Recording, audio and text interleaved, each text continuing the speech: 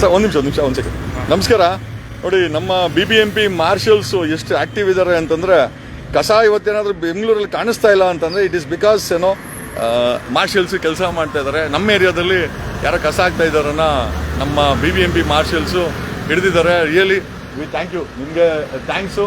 ನಮಗೆ ಬೆಂಗಳೂರನ್ನ ಸರ್ ಇದೇನು ಅಂತ ಹೇಳ್ಬೋದಾ ಮಿಷನ್ ಪೆನಾಲ್ಟಿಗೆ ನೋಡಿ, ಇದು ಏನೋ ಫೈನ್ಸ್ ಕೂಡ ಡಿಜಿಟಲೀಕರಣ ಮಾಡಿದ್ದಾರೆ. ಅವರು ಕ್ಯಾಶ್ ಏನು ತಗೊಳೋದಿಲ್ಲ.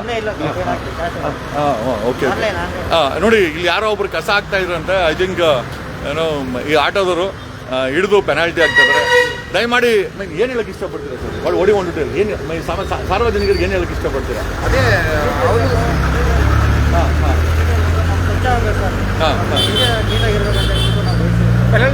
ಪೆನಾಲ್ಟಿ ಹಾಕೋಕ್ಕಿಂತ ಅವರು ತಿಳ್ಕೊಬೇಕು ಸರ್. ಅವರು ನಮ್ಮ ಬೆಂಗಳೂರು ಸ್ವಚ್ಛತೆನ ಅವರು ಸ್ವಲ್ಪ ತಿಳ್ಕೊಂಡ್ರೆ ನಮ್ಮ ಬೆಂಗಳೂರು ಅಂತ ಫೀಲ್ ಆಗ್ಬೇಕು ಅವ್ರಿಗೆ. ಅವ್ರು ತಿಳ್ಕೊಬೇಕು, ಕಸ ಎಲ್ಲ ಗಾಡಿಗೆ ಹಾಕ್ಬೇಕು, ಅವರು ತಿಳ್ಕೊಬೇಕು ಸರ್. ನಾವು ಪೆನಾಲ್ಟಿ ಹಾಕೋದೇನಂದ್ರೆ ಅವರು ಅವೇರ್ನೆಸ್ ಏನೋ ಮಾಡ್ತಿದ್ದೀವಿ.